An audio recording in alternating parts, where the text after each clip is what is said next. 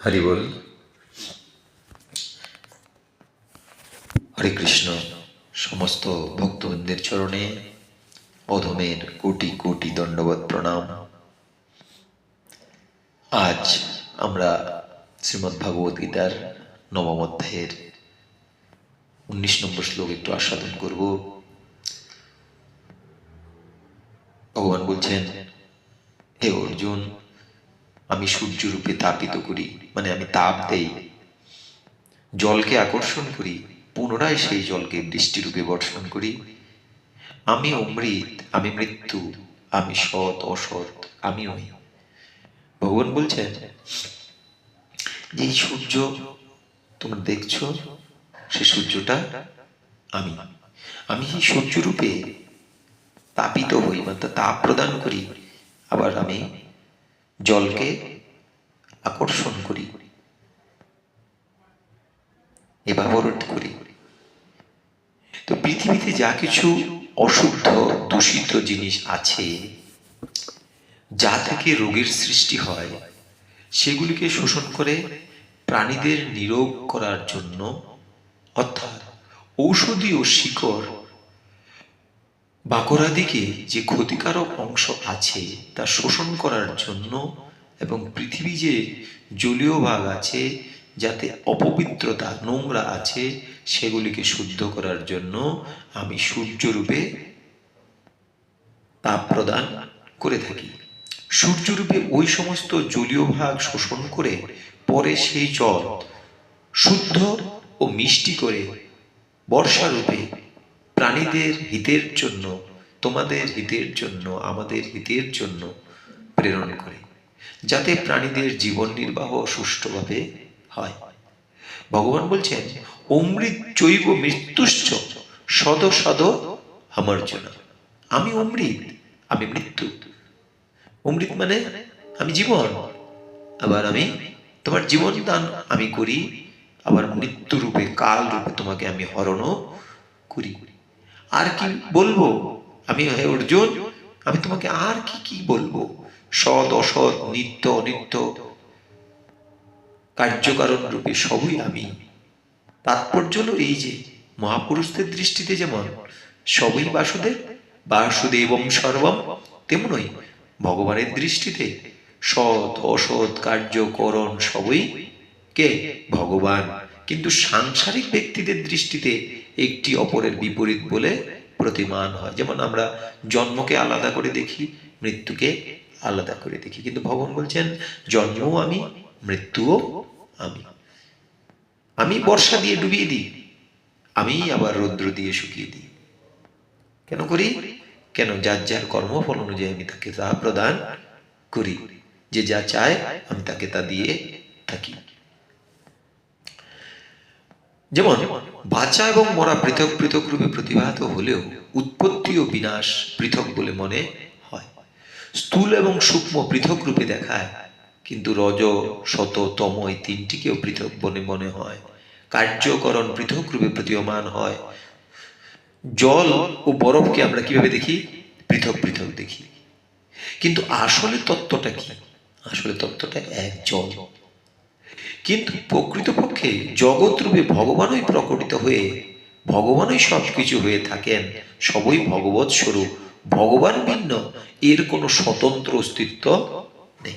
এই জগতে ভগবান ভিন্ন কোনো স্বতন্ত্র অস্তিত্ব নেই। যেমন যেমন দুধ থেকে ক্ষীর হয়, মাখন হয়, ছানা হয়, ননি হয়, কত কিছু হয়, কিন্তু ওই দুধ ছাড়া এর কোনো পৃথক অস্তিত্ব নেই।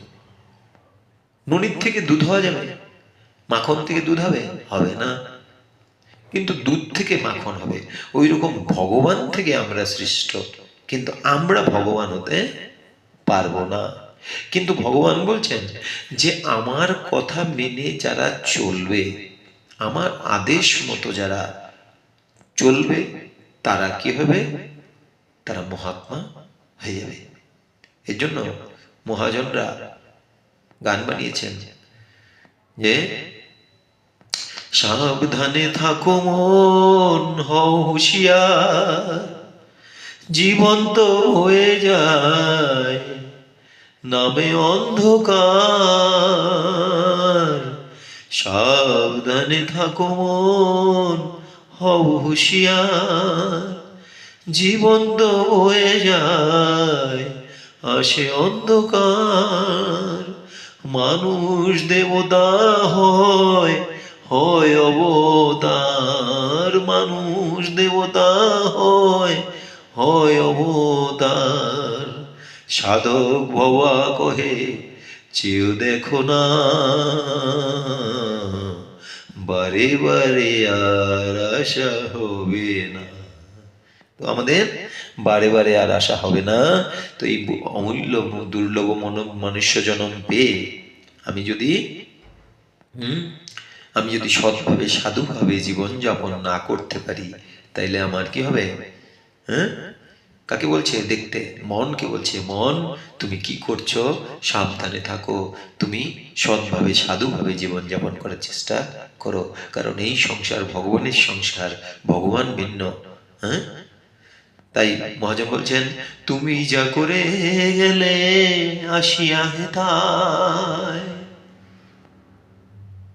চিত্রগুপ্ত লিখিয়া পড়িবেন খাতায়।